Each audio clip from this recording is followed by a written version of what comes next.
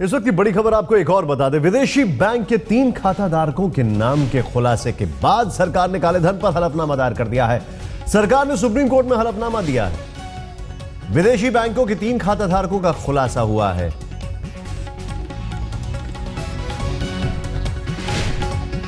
सरकार ने दिया है सुप्रीम कोर्ट में हलफनामा।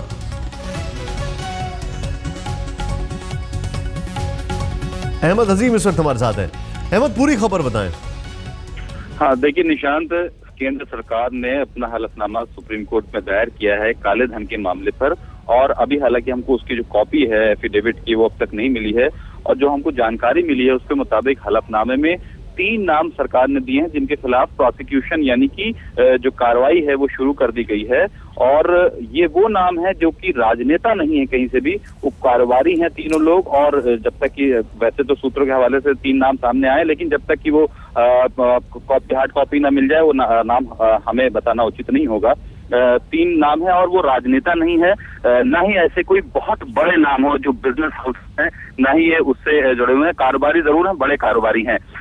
तो सुप्रीम कोर्ट में जो हलफनामा दायर किया है केंद्र सरकार ने, कहीं ना कहीं सफाई देने की कोशिश करी कि उन्होंने जो पिछली बार एप्लीकेशन लगाई थी कोर्ट में और जो स्विट्जरलैंड के साथ जो ट्रीटी है उसका हवाला दिया था, उसमें कहा था, उनका ये उस पर कहना है कि हम नामों का एक एक करके खुलासा करेंगे तभी जबकि प्रोसिक्यूशन किसी शख्स के खिलाफ शुरू होगा, यानी उसके खिलाफ कार्रवाई शुरू होगी, तभी हम जो है एक एक करके खुलासा करेंगे नामों का। जी, एक और चीज है, यहां पर 3 नामों का खुलासा हुआ है, बाकी नामों के बारे में चीजें साफ नहीं हो पा रही हैं। ये किस दिशा में जा रहा है सब कुछ? अब देखिए, जाहिर सी बात है कि इसमें विदेशी बैंकों में अकाउंट होना ये कोई अपने आप में गलत बात नहीं है, लेकिन अगर जो पैसा आपने वहां पे जमा किया हुआ है वो अगर आपकी डिस्क्लोज इनकम यानी जो आपने संपत्ति घोषित की हुई है अपनी, उससे ज्यादा है और उसके बारे में आप सही से नहीं बता रहे हैं, तभी जाहिर सी बात है वो ब्लैक मनी की कैटेगरी में आता है। और सरकार स्क्रूटनी कर रही है और सरकार पूरी जांच करने के बाद ही जाहिर सी बात है कोई एफिडेविट की शक्ल में कोई चीज या लिस्ट की शक्ल में कोई चीज कोर्ट के सामने दे सकती है, ऐसे ही कोई भी चीज नहीं बता सकती है। तो अभी तक जो है जो 3 लोगों के नाम आए हैं इस सारी सघन जांच के बाद, वो 3 लोग कहीं से भी राजनेता नहीं है, जैसा कि ये एक बड़ा मुद्दा बना था। ये जो यूपीए गवर्नमेंट है उनके कई मंत्रियों उनके कई लोगों के खिलाफ आरोप लगाए गए थे। तो कम से कम अभी तक जो है ऐसा कोई बड़ा नाम सामने नहीं आया है। हो सकता हो कि जांच चूंकि अभी चल रही है, एसआईटी इस मामले में जांच कर रही है और धीरे धीरे हो सकता हो कि कुछ और नामों का खुलासा बाद में हो। जी, बहुत बहुत शुक्रिया। आइए देखते हैं कांग्रेस के नेता संदीप दीक्षित का इस पूरे मामले पर क्या कहना है। When this government claimed that all names will come out, everything will be out in about 100 days, it's only managed to get out those 3 names which had come out previously by efforts of the UPA government. And this whole process of selective leakage of names seems to be very suspicious.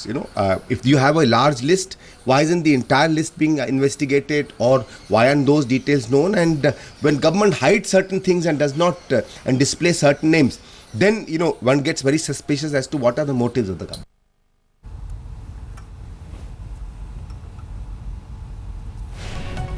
Breaking news ये है, सीधे सीधे विदेशी बैंकों के 3 खाताधारकों का खुलासा हुआ है खाता खोलते समय। और अभी जो हमारे पास अलग अलग जो रिएक्शंस आ रहे हैं, कानूनी तौर पर खोला खाता, ये डाबर की प्रतिक्रिया आई है। खाता खोलते समय प्रदीप एनआरआई थे, ये भी खबर आ रही है, यानी रिएक्शंस आने शुरू हो चुके हैं इस पूरे मामले में। यहां पर गौर करने वाली बात यह है कि जो नाम सामने आए, उन नामों के बाद अब उन नामों के रिएक्शंस आ रहे हैं। और जो रिएक्शन सामने आ रहे हैं उससे इतना जरूर साफ हो जाता है कि सबसे पहले आपको बताना चाहेंगे, प्रदीप बर्मन डाबर ग्रुप के जो है उनका रिएक्शन आ गया है। खाता खोलते समय प्रदीप एनआरआई थे, डाबर का ये रिएक्शन आ चुका है।